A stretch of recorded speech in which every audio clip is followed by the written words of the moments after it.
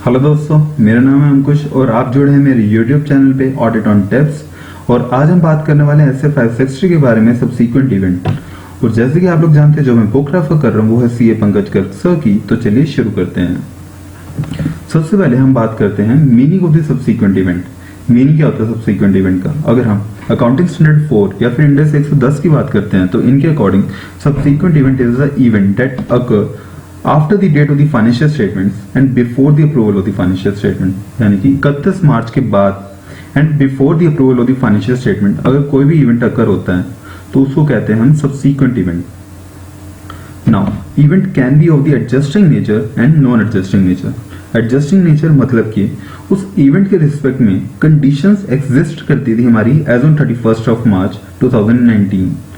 अगर balance sheet date पे अगर कंडीशन एग्जिस्ट करती है एंड इवेंट अकर होता है तो उसको हम एडजस्टिंग नेचर का इवेंट कहते हैं। एंड उसके रिस्पेक्ट में हमें अपनी फाइनेंशियल स्टेटमेंट्स को अमेंड करना पड़ता है। जैसे अगर हम एक एग्जांपल की बात करें, for example as on 31 March 2019 कोई एक पेंडिंग लॉ सूट था एंटिटी के अगेंस्ट में एंड एंटिटी को चांसेस लगते थे कि we can lose the case. So entity ने प्रोविजन क्रिएट किया हुआ था अपने फाइनेंशियल स्टेटमेंट्स में। और 15 अप्रैल को क्या हुआ, ऑर्डर आ गया और हमें पता चला कि हम लॉसूट हार चुके हैं। और इस इवेंट के होने की वजह से क्या करना पड़ेगा, एंटिटी को अपनी फाइनेंशियल स्टेटमेंट्स को अमेंड करना पड़ेगा, प्रोविजन हटाना पड़ेगा और लायबिलिटी को बुक करना पड़ेगा। So that is a adjusting nature event. In case अगर मान लो कंडीशंस एग्जिस्ट नहीं करती होती as on 31 March 2019 and event occur हो जाए कोई, तो उसको हम non adjusting nature of the event कहेंगे। और उस केस में एंटिटी को डिस्क्लोजर करना पड़ेगा in the reports of the approving authority like the director report. जैसे कि कोई हमारा स्टॉक पड़ा हुआ है एज ऑन 31 मार्च 2019 और अप्रैल में स्टॉक जल गया और जिसकी वजह से हमारा लॉस हो गया। नाउ कंडीशन तो कोई एग्जिस्ट करती नहीं थी कि हाँ स्टॉक जल सकता है हमारा अप्रैल में। सो इट इज क्योंकि कोई भी कंडीशन एग्जिस्ट नहीं करती थी हमारी as on the balance sheet date, so it is a non adjusting event and it doesn't require the amendment in the financial statement but it require disclosure. लेकिन अगर मान लो let's suppose stock material amount का था और इतना stock था कि जिसकी वजह से हमारी गोइंग कंसर्न इंपैक्ट हो रहा है, मतलब कि एंटिटी एग्जिस्ट ही नहीं कर पाएगी, इतना स्टॉक लॉस हो चुका है, मतलब कि हमारा इंश्योर्ड भी नहीं था स्टॉक और स्टॉक पूरा लॉस हो चुका है, जिसकी वजह से एंटिटी को लगता है कि now they can not exist. इस केस में हमारा गोइंग कंसर्न जब इंपैक्ट होता है तो उस केस में हमें अपनी फाइनेंशियल स्टेटमेंट्स को अमेंड करना पड़ेगा और हमें अपनी फाइनेंशियल स्टेटमेंट्स कंसीडरिंग एंटिटीज ए नॉन गोइंग कंसर्न हमें उस हिसाब से अपनी फाइनेंशियल स्टेटमेंट्स को बनाना पड़ेगा। तो ये तो होगी हमारी बात अकाउंटिंग स्टैंडर्ड 4 या फिर इंडेक्स 110 की। अब हम बात करते हैं हमारे स्टैंडर्ड्स ऑफ ऑडिटिंग ऐसे 560 के बारे में। वो क्या कहता है सबसीक्वेंट इवेंट एज पर ऐसे 560 क्या होता है? It is now subsequent event includes both event and fact. Event that occur after the date of the balance sheet, मतलब after the date of the financial statement and prior to the date of the audit report. यानी कि कोई भी event that occur after the date of financial statement like 31 March 2019 and prior to the date of the audit report, let's suppose 15 जुलाई 2019, अगर इस period के बीच में अगर कोई भी इवेंट अकर होगा तो उसको ही हम सबसीक्वेंट इवेंट का नाम देंगे। It is considered as a event and facts. Subsequent event also includes facts. Facts क्या होते हैं? ये भी हमारे इवेंट ही होते हैं, लेकिन इस केस में क्या होता है, ऑडिटर को as on the date of the audit report knowledge नहीं होती उस इवेंट के regarding. After the date of audit report अगर ऑडिटर को किसी ऐसी इंफॉर्मेशन, ऐसे इवेंट के बारे में पता चलता है जो कि अगर उसको as on the date of the audit report पता होता और तो वो अपनी फाइनेंशियल स्टेटमेंट, तो वो अपनी ऑडिट रिपोर्ट को अमेंड कर देता। यानी कि इतना सिग्निफिकेंट इवेंट है। नॉलेज में नहीं है ऑडिटर की नॉलेज में आता है after the date of the audit report, लेकिन वो इतना सिग्निफिकेंट है अगर ऑडिटर को पता होता है as on the date of the audit report, वो अपनी ऑडिट रिपोर्ट को अमेंड कर देता, उसको हम फैक्ट का नाम दे देते हैं। ये भी हमारे दो कैटेगरी में डिवाइड होता है। A period after the date of the audit report and prior to the date of the issue of financial statements. मतलब कि फाइनेंशियल स्टेटमेंट इशू होने से पहले और ऑडिट रिपोर्ट इशू कर देने के बाद एक वो पीरियड और एक वो period after the date of the issue of the financial statement. ये हमारा सबसीक्वेंट इवेंट के अंदर आता है। Now, जैसे कि हमने पढ़ा इवेंट इधर it would be adjusting nature event and non adjusting nature event. तो ऑडिटर की क्या जिम्मेवारी बनती है इस इवेंट के रिस्पेक्ट में? मैनेजमेंट ने अपना आइडेंटिफाई कर दिया इवेंट, ऑडिटर का एक तो जिम्मेवारी ये बनती है कि वो sufficient appropriate audit evidences obtain करेगा, ये देखने के लिए क्या मैनेजमेंट ने जो इवेंट को आइडेंटिफाई किया उसको क्लासिफाई किया या नहीं किया। क्लासिफिकेशन इन एडजस्टिंग और नॉन एडजस्टिंग इवेंट, अगर क्लासिफाई कर दिया, and as we know adjusting nature event को हमें अपनी फाइनेंशियल स्टेटमेंट्स में अमेंड करना पड़ता है, मतलब हमें अपनी फाइनेंशियल स्टेटमेंट्स को अमेंड करना पड़ता है in respect of the adjusting nature event. तो क्या मैनेजमेंट ने उसकी अकाउंटिंग की है या नहीं किया, ऑडिटर इसके रिस्पेक्ट में sufficient appropriate audit evidences obtain करेगा, he will perform and risk assessment procedures and substantial procedure in respect of those events. Along with this वो चेक करेगा इन केस अगर ये नॉन एडजस्टिंग नेचर का event है तो क्या मैनेजमेंट डिस्क्लोज किया है या नहीं किया, तो ये ऑडिटर की जिम्मेवारी बनती है। बट ऑडिटर की जिम्मेवारी यहाँ पे खत्म नहीं हो जाती कि चेक कर ले कि हाँ मैनेजमेंट ने जो इवेंट्स आइडेंटिफाई किए थे वो उन्होंने प्रॉपर्ली अकाउंटिंग कर दी है और डिस्क्लोजर कर दिया एज पर एप्लीकेबल एफआरएफ। यहाँ पे ऑडिटर की जिम्मेवारी खत्म नहीं हो जाती, क्योंकि कुछ ऐसे भी इवेंट हो सकते हैं जो मैनेजमेंट ने आइडेंटिफाई नहीं किया हो या फिर ऑडिटर को डिस्क्लोज ही ना किए हो, उसके रिस्पेक्ट में ऑडिटर की क्या जिम्मेवारी बनती है, क्योंकि ऑडिटर की रिस्पॉन्सिबिलिटी है कि उसको एक रीजनेबल एश्योरेंस ऑब्टेन करने in respect to the financial statement कि they are free from the misstatement. इसलिए ऑडिटर को कुछ प्रोसीजर्स को परफॉर्म करना पड़ेगा to ascertain to make it ensure कि मैनेजमेंट ने सभी इवेंट्स को आइडेंटिफाई किया है। इसके रिस्पेक्ट में ऑडिटर कुछ प्रोसीजर्स को परफॉर्म करेगा। ऑडिटर क्या करेगा, ऑडिटर मैनेजमेंट ने जो प्रोसीजर्स को परफॉर्म किया टू आइडेंटिफाई द इवेंट, उन प्रोसीजर्स को रिस्पेक्ट में अंडरस्टैंडिंग ऑब्टेन करेगा कि मैनेजमेंट ने किन प्रोसीजर्स को परफॉर्म करके उन इवेंट्स को आइडेंटिफाई किया, क्या वो प्रोसीजर्स एप्रोप्रिएट थे, क्या वो इतने रीजनेबल थे कि वो सभी इवेंट्स को आइडेंटिफाई कर पाएंगे उन प्रोसीजर्स के थ्रू। तो उन प्रोसीजर्स की अंडरस्टैंडिंग ऑब्टेन करने की कोशिश करेगा auditor. Along with this he will inquire the management, वो मैनेजमेंट को इंक्वायरी करेगा कि क्या कोई सब्सिक्वेंट इवेंट अकर हुआ है जिसकी वजह से फाइनेंशियल स्टेटमेंट अमेंड करने की जरूरत पड़ती हो। ही विल इंक्वायर, मतलब हमारे स्टैंडर्ड ने भी कुछ सब्सिक्वेंट इवेंट्स के रिस्पेक्ट में हमें डिटेल दे रखी है कि जो एक ऑडिटर इंक्वायर करेगा मैनेजमेंट से, लाइक वो पूछ सकता है क्या कोई हमने during the subsequent period like after the date of the balance sheet and prior to the date of the issue of the audit report, क्या कोई हमने असेट बेचा है, या क्या मैनेजमेंट ने कोई, क्या एंटिटी ने कोई नया लोन लिया है, कोई नई बोरिंग ली है, या कोई ऐसा तो नहीं है हमारे कोई मिस एप्रोप्रिएशन हुआ हो हमारे किसी एसेट्स का, या कोई लॉस हो गया हो। तो ऐसे इवेंट्स के रिस्पेक्ट में ऑडिटर इंक्वायर करेगा मैनेजमेंट को। अलोंग विद दिस वो मिनट्स को रीड करने को, जो भी हमारे सब्सिक्वेंट पीरियड में मैनेजमेंट की मीटिंग हुई है उनके मिनट्स को रीड करेगा, क्योंकि क्या हो सकता है क्या कोई इवेंट अकर हुआ हो जिसकी नॉलेज उसको मिनट्स ऑफ द मीटिंग से पता चल जाए, वो मिनट्स को भी रीड करेगा। अलोंग विद दिस ऑडिटर क्या करेगा, हमारी डेट ऑफ ऑडिट रिपोर्ट है 15 जुलाई 2019, इससे हमारे क्वार्टर 1 में इंटरिम फाइनेंशियल स्टेटमेंट्स भी गई होंगी एज ऑन 30 जून 2019। तो ऑडिटर क्या करेगा, इंटरिम फाइनेंशियल स्टेटमेंट्स को रीड करेगा, क्योंकि अगर मान लो कोई ऐसा इवेंट है जो कोई जब वो कंपेयर करेगा अपनी financial statement as on 31 March 2019 and interim financial statement as on 30 June 2019, अगर कोई एक मेजर चेंज है तो ऑडिटर चेक करेगा क्या इसके रिस्पेक्ट में कंडीशन एग्जिस्ट करती थी एज ऑन 31 मार्च 2019। तो इंटरिम फाइनेंशियल स्टेटमेंट्स के रिस्पेक्ट में भी ऑडिटर उनको रीड करके इंक्वायरी कर सकता है मैनेजमेंट से क्या इसके रिस्पेक्ट में कंडीशन एग्जिस्ट करती थी। अलोंग विद दिस ऑडिटर अगर कोई ऐसा अलग प्रोसीजर है जिसको परफॉर्म करके जो as feel appropriate by the auditor, he will perform those procedures to identify the event. And अगर मान लो ऑडिटर को कोई ऐसा इवेंट मिलता है जो कि सब्सिक्वेंट इवेंट है, तो उसके रिस्पेक्ट में ऑडिटर क्या करेगा, ऑडिटर मैनेजमेंट को इंक्वायर करेगा क्या मैनेजमेंट ने उसकी प्रॉपर अकाउंटिंग किया है, वो चेक करेगा क्या मैनेजमेंट ने अकाउंटिंग की है या फिर डिस्क्लोजर किया या नहीं किया। Along with this auditor WR भी ऑब्टेन करेगा मैनेजमेंट से कि जितने भी इवेंट्स थे जो कि एंटिटी में एग्जिस्ट करते थे और जो मैनेजमेंट की नॉलेज में थे, क्या वो मैनेजमेंट ने उस इवेंट को आइडेंटिफाई किया, उनको क्लासिफाई किया, उनका एप्रोप्रिएट अकाउंटिंग और डिस्क्लोजर किया या नहीं किया। इसके रिस्पेक्ट में ऑडिटर WR भी ऑब्टेन करेगा।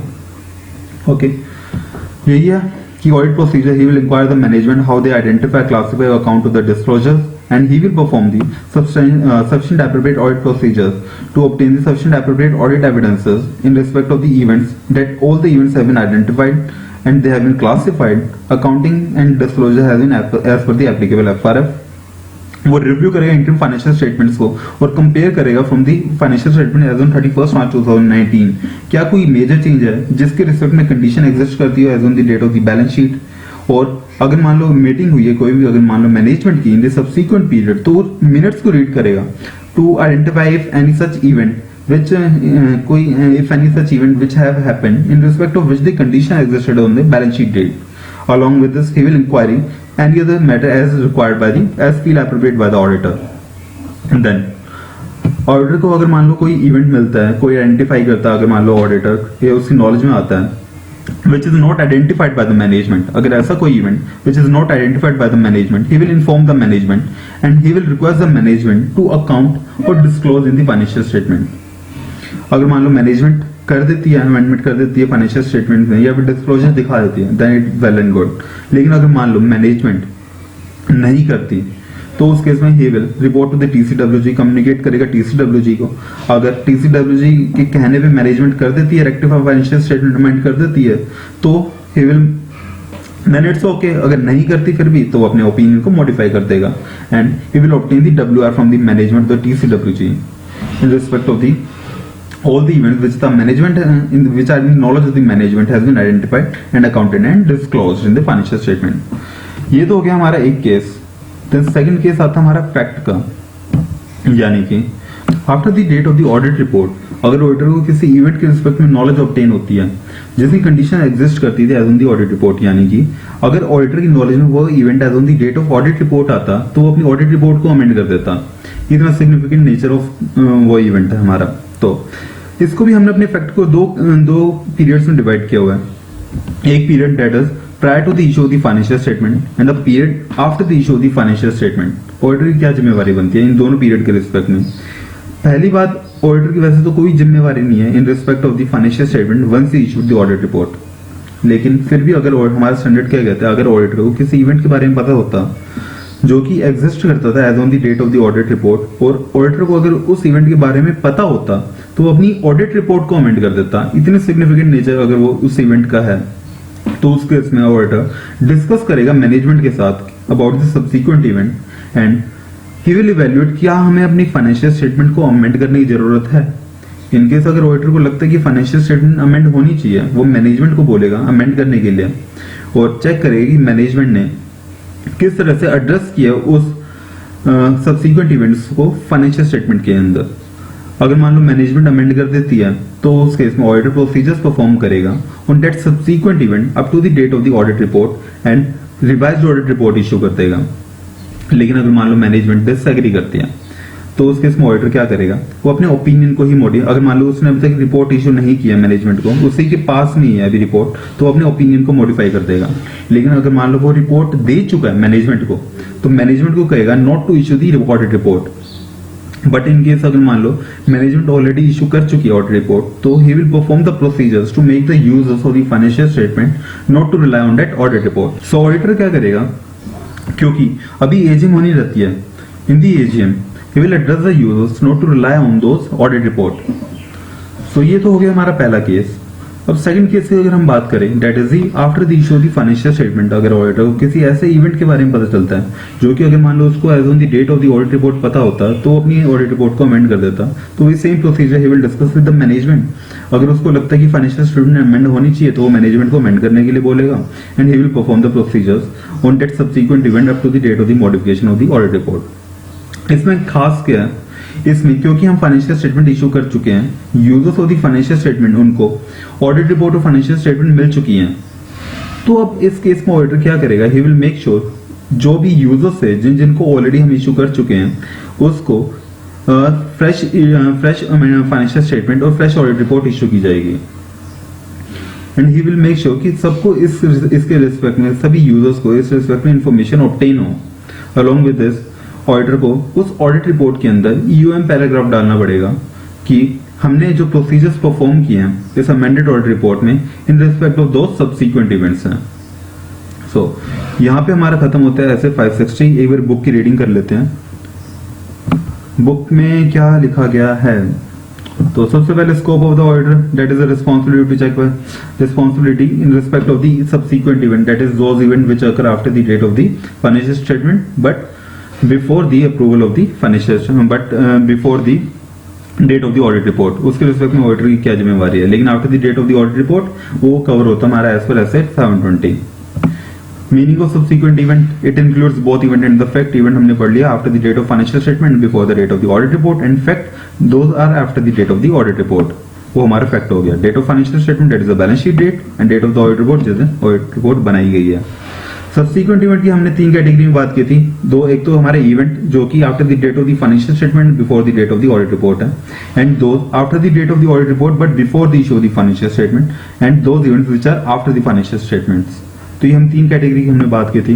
पहले केस हमने क्या बात की थी कि auditor sufficient appropriate audit evidences obtain करेगा कि क्या मैनेजमेंट ने आइडेंटिफाई किए हैं या नहीं, सारे इवेंट्स को आइडेंटिफाई किए या नहीं किए, और इसके लिए ऑडिटर क्या करेगा, प्रोसीजर्स परफॉर्म करेगा, रिस्क असेसमेंट प्रोसीजर्स। वो अंडरस्टैंडिंग ऑब्टेन करेगा मैनेजमेंट के प्रोसीजर्स की जिसके थ्रू मैनेजमेंट ने आइडेंटिफाई किया सब्सिक्वेंट इवेंट्स को, and he will inquire the management of the occurrence of subsequent events. Like हमारे स्टैंडर्ड ने कुछ सब्सिक्वेंट इवेंट्स के रिस्पेक्ट में हमें कहा गया which the auditor will inquire from the management. May 19 में इसके ऊपर क्वेश्चन भी आया होता लाइक क्या कोई नई बोरिंग गारंटी या कमिटमेंट है या फिर कोई एसेट है जो बेचा गया हो या फिर खरीदा गया हो ड्यूरिंग द सब्सिक्वेंट पीरियड, या फिर कोई इशू ऑफ द कैपिटल, या फिर कोई एसेट्स मिस या कोई गवर्नमेंट ने अप्रोप्रिएट कर लिया हो या फिर डिस्ट्रॉय हो गया हो like before because of the fire the flood, या फिर क्या पता कोई मेजर डेवलपमेंट्स आई हो हमारी कंटीजेंसी में, लाइक कोई हमारा पेंडिंग सूट था लेकिन अब ऑर्डर आ गया कोर्ट का, सो एनी सच कोई डेवलपमेंट हो, या फिर अनयूजुअल अकाउंटिंग एडजस्टमेंट्स हुई हो, जैसे कि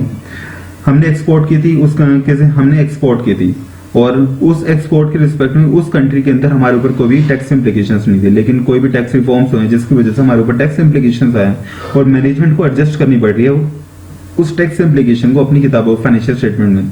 सो those are unusual accounting adjustments. Along with this कोई इवेंट अकर हुआ हो जिसकी वजह से हमारा गोइंग कंसर्न, हमारी अकाउंटिंग पॉलिसीज इंपैक्ट हो गई हो, जैसे मैंने आपको बताया था कोई स्टॉक था हमारा काफी मेजर अमाउंट का जो कि डिस्ट्रॉय हो गया और वो इंश्योर्ड भी नहीं था, and that affects the going concern of the entity. तो उस केस में भी अमेंडमेंट करनी पड़ेगी हमें अपनी फाइनेंशियल स्टेटमेंट में, और हमें अपनी financial statement as a non going concern concept के हिसाब से बनानी पड़ेगी।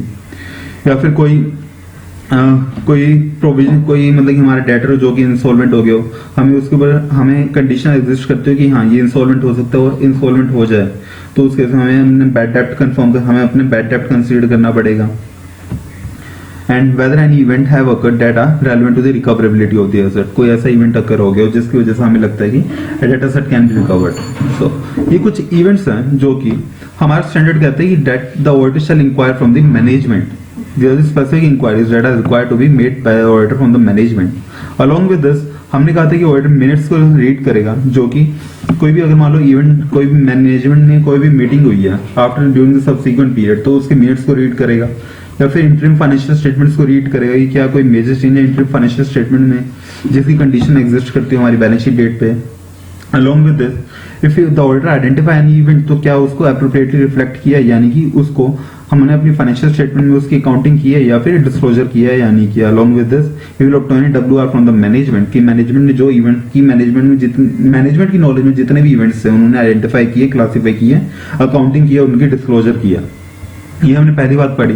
फिर हमने फैक्ट की बात की, those which are known to the auditor after the date of the audit report but before the issue of the financial statement. पहली बात हमने ये की इन जनरल ऑडिटर की कोई जिम्मेवारी नहीं है in respect of the financial statement once he issued the audit report. लेकिन अगर मान लो ऑडिटर को ऐसा लगता है कि अगर ये इवेंट उसको ऑडिटर को उस दिन पता होता जिस दिन उसने ऑडिट रिपोर्ट को इशू किया है, तो वो अपनी अमेंडमेंट कर देता अपनी ऑडिट रिपोर्ट में, तो उस केस में ऑडिटर की क्या जिम्मेवारी बनती है, he will discuss with the management और डिटरमिन करेगा क्या उसको अपनी फाइनेंशियल स्टेटमेंट को क्या मैनेजमेंट को अमेंड करना चाहिए। अगर मान लो उसको लगता है कि अमेंड करना चाहिए तो ये इंक्वायर करे कैसे मैनेजमेंट वो एड्रेस कर रही है उस अमेंडमेंट को फाइनेंशियल स्टेटमेंट्स के अंदर। देन अगर मान लो मैनेजमेंट अमेंड कर देते हैं, he will extend the audit procedures on those amendment up to the date of the amendment in the audit report. और अगर मान लो मैनेजमेंट डिसएग्री करती है, इधर भी ये लिखो he will amend the audit report on and to include an additional date restricted to that amendment, यानी कि ऑडिटर अपनी उसी रिपोर्ट के अंदर वहीं पे ही कंटिन्यू करके नीचे लास्ट में जाकर ऑडिट रिपोर्ट एंड हो रही है वहां पे एक न्यू डेट डाल देगा जिस दिन अमेंडमेंट की गई है। इसको कहते हैं हम ड्यूअल डेटिंग रिपोर्ट। तो इसके अकॉर्डिंग या तो नई रिपोर्ट ना इशू करके अपनी वही प्रीवियस रिपोर्ट को वो अमेंड कर सकता है, and he will provide a new amendment to the audit report that includes the EOM और OMP पैराग्राफ। वो अपनी जो न्यू ऑडिट रिपोर्ट होगी उसके अंदर EOM एम्फेसिस ऑफ मैटर या फिर अदर मैटर पैराग्राफ इंक्लूड करेगा, जिसमें वो ये कहेगा कि जो हमने प्रोसीजर्स को परफॉर्म किया है वो इन respect of that subsequent event हमने प्रोसीजर्स को परफॉर्म किया है। लेकिन अगर मान लो मैनेजमेंट रिफ्यूज कर देती है अमेंडमेंट करने से, उस केस में ऑडिटर क्या करेगा, अपने ओपिनियन को मॉडिफाई करेगा। अगर रिपोर्ट अभी भी उसके पास है और मैनेजमेंट को इशू नहीं की, अगर मान लो मैनेजमेंट को वो रिपोर्ट इशू कर चुका है तो वो नोटिफाई करेगा not to issue the financial statement to the third party. अगर माने मैनेजमेंट फिर भी इशू कर चुकी है तो उस केस में he will take the appropriate action so as to prevent the reliance on the audit report, like क्योंकि वो hegemony है वहां पे, वो यूजर्स को एड्रेस कर सकता है not to rely on the financial statement। और तीसरा केस हमने बात की थी after the issue of the financial statement, तो उस केस में ऑडिटर क्या करेगा, वही सेम बात की, ऑडिटर की कोई जिम्मेवारी नहीं बनती।